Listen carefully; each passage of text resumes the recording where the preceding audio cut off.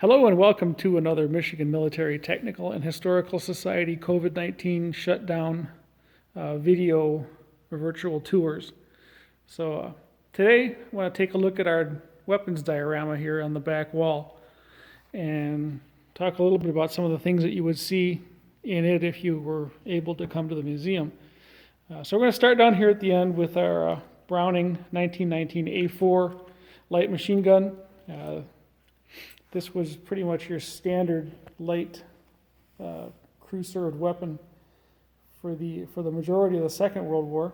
I mean, as the name suggests, it was introduced in around 1919 and was designed by John Moses Browning.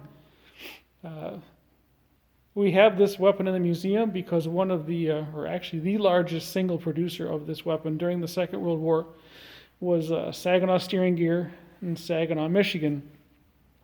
Prior to this contract, General Motors had never produced a firearm, so this was really their first foray into arms production. They got the contract in 1940, broke ground for the plant in November of 1940, and had the plant up and running by March of 1941. Anybody who's done any building in the current environment realizes that you'd probably still be arguing with OSHA these days in the time it took them to actually get the plant up and functioning. So the initial contract was for 280 guns, and they were supposed to deliver by March of 1942, so 1 year after the completion of the facility. As our historians here will all be able to attest, in December of 1941, we had this little incident at Pearl Harbor, and the United States entered the war and sort of accelerated things. So instead of delivering 280 guns in March of 1942, they actually delivered 28,728 guns. So they were quite successful in their endeavor, and pretty cool. Here's a little display down here. We got a picture of the plant under construction, picture of what the plant looked like when it was done, and then you can kind of get an idea.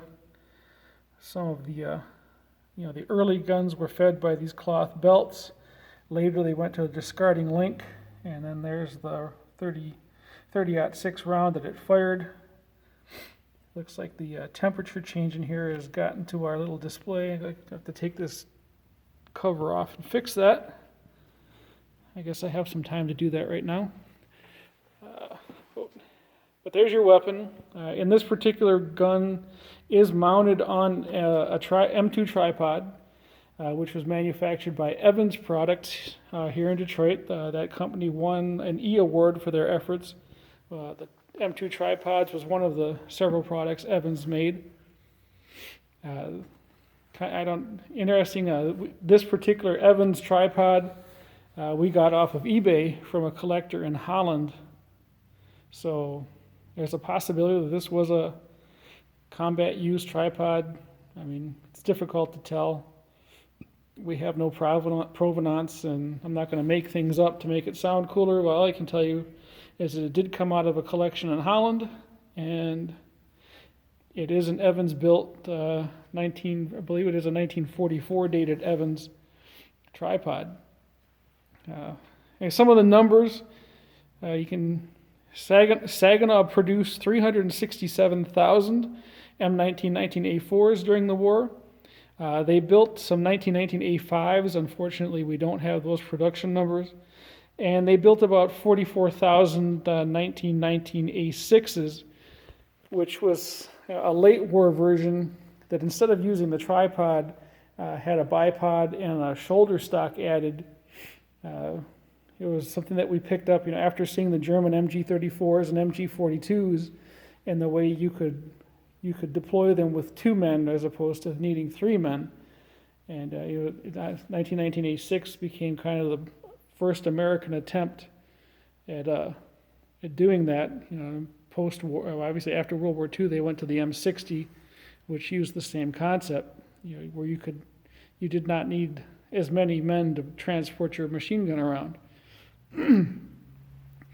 So one of the other things that we have sitting here is an M1A1 anti-tank mine, and cool crate that they came in.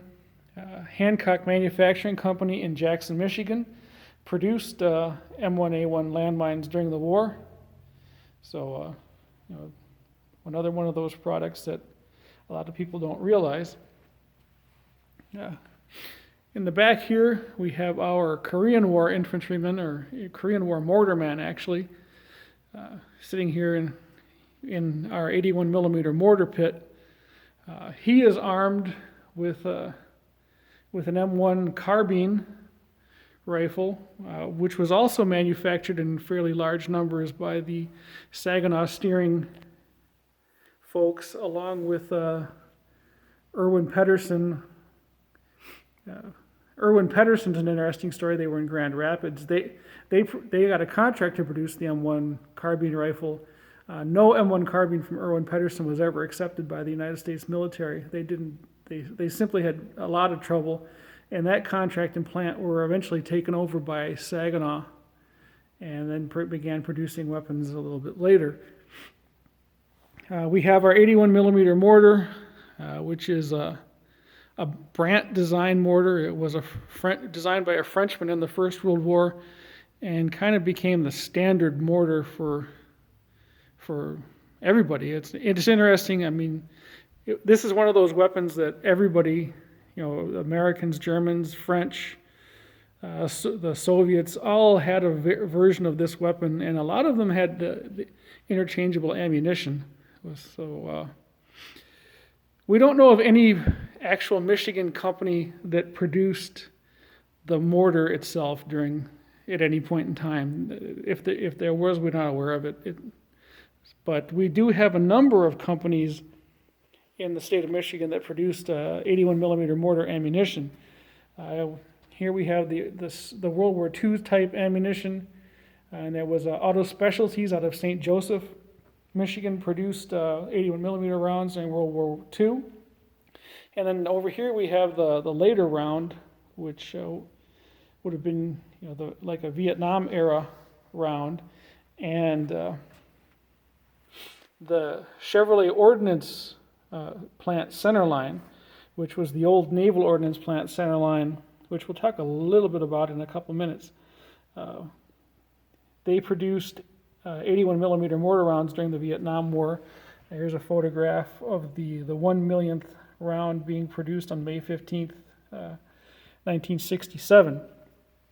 So that's the reason why we have our 81 millimeter here, even though the weapon itself may not have been made here in Michigan. There were a fair number of companies that made the rounds. Step over here, and we have the regular American pack board. Not a very comfortable, but definitely a way to carry heavy objects. You'll see these. You could have seen these pack boards with mortar rounds attached to them, or 30 caliber or 50 caliber ammo crates strapped to them.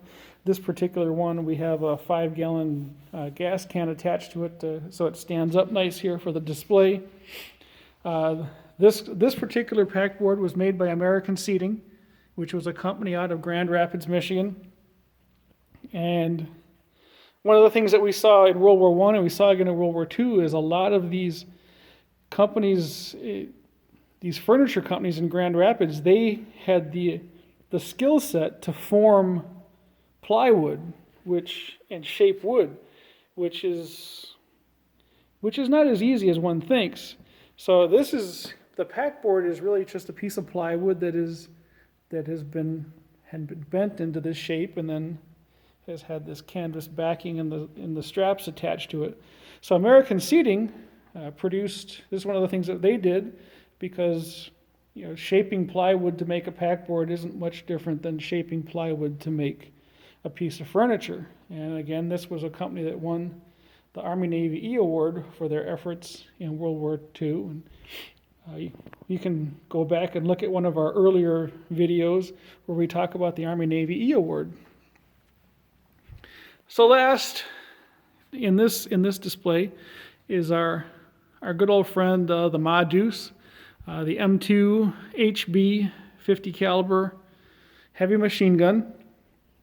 This particular weapon is mounted on an M63 anti-aircraft mount. One of the largest producers of the .50 cal during the Second World War was AC Sparkplug out of Flint, Michigan. I know there's one of our museum members was telling me that when he was in Afghanistan, the .50 cal that was mounted on his Humvee was, I believe, a 1944 made AC Sparkplug. So they've been around for a while. This weapon was introduced in 1922 and still serves with the United States military, served almost unchanged from 1922 until I believe about 2005, or when they began to introduce the A1, which my understanding is had a simplified method of head spacing so that you could change the barrels more without having to do as many adjustments. I've never seen or handled an A1, so I don't really know 100%. This weapon is the heavy barrel version. Normally, this has got the spade grip on it. Normally for the M63 mount, you would not have a spade grip, you would have the side trigger. We don't have the correct version of the machine gun for this mount, but so the real purists, don't send me hate mail. This is what we have. But normally you would not have the spade grips on there. You would have a side trigger group for this particular mounting style. Then we have some samples of the different kinds of ammo cans that were used with the .50 cal over the years. We've got some of the wooden crates that the ammunition came in. And then over here, there's the round, the projectile itself, and the discarding link. For any of you model builders that are watching, you will notice that on both of our Brownings, the rounds are piled up directly below the gun. There's your model building tip of the day for you scale modelers, is that the rounds on the Brownings eject or drop out the bottom of the weapon, and the belt or the discarding link ejects out the side. So, useless trivia 101 for you right there. So this is our weapons area back here, and I'm going to turn around. I'm going to bring you over here and look at one last weapon before we sign off. And what we have here is the Oerlikon 20 millimeter cannon. It was designed by the Oerlikon company. This is another one of those weapons, much like the Brandt mortar. This was designed by Oerlikon, a Swiss company, and versions of this weapon were used by United States, Great Britain, Germany, Japan. I think Japan. I know Germany did for sure. I believe the Japanese also had a version of it. This particular weapon here, well, at least this part of the weapon, when we got this gun, it was cut into 6 pieces, and so we probably have parts of 6 different guns here. But thankfully, we had the fine folks at Defense Components of Detroit restored this for us, not to operational condition. It was a purely cosmetic restoration. But there's the weapon. What you can see here is that this particular part of the weapon was manufactured, and it says NOP Centerline, which stands for Naval Ordnance Plant Centerline. And you see the Westinghouse mark there right below it. So the Naval Ordnance Plant Centerline is located on Mound Road between 9 and 10 Mile.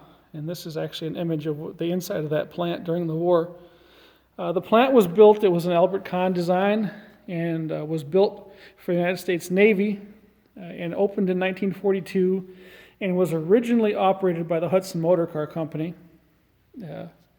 Hudson Motors lost the contract in fiscal year 43, at which point in time it was taken over by Westinghouse.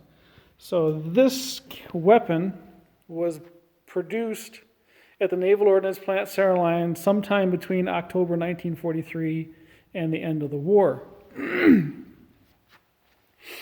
As the These were used aboard ship largely for anti-aircraft, and as the kamikaze threat in the Pacific grew, they gradually replaced any 50 caliber anti-aircraft mount on board ship was replaced by one of these, and then eventually they started replacing these with the 40 millimeter mounts, just to try and cut down, to keep the kamikazes away. It fired a number of different rounds. We have this one here on display right now with some of the different tips. Shortly before the shutdown, we had a donation of some of the different 20 millimeter rounds come in, and we'll be adding them to this display somewhere in the near future. Here you can see the USS Hornet. You can see a 1945 photograph of the Hornet. You can get an idea of just how many of these guns were mounted on board the ship, and what a real threat the kamikazes were to garner this kind of response. So I wanted to come over here again. They also made this weapon was also made by Pontiac, and we have some data plates here that we have the mounts that the guns went on. You can see here, I wish we could find one of these, but here's the data plate for one of the mounts, and there's some data plates for a 20 millimeter from Pontiac Motor Division out of Pontiac. So, and these data plates actually came from a collector in the former Soviet Union or Russia.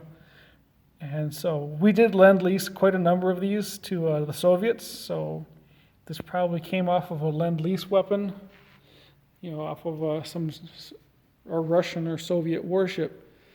So there's our 20 millimeter, and then we'll do one last pan here of our back wall. And with that, I will sign off. Everybody stay safe, stay healthy, and come see us when this is over, and you can take a look at all this stuff in real life.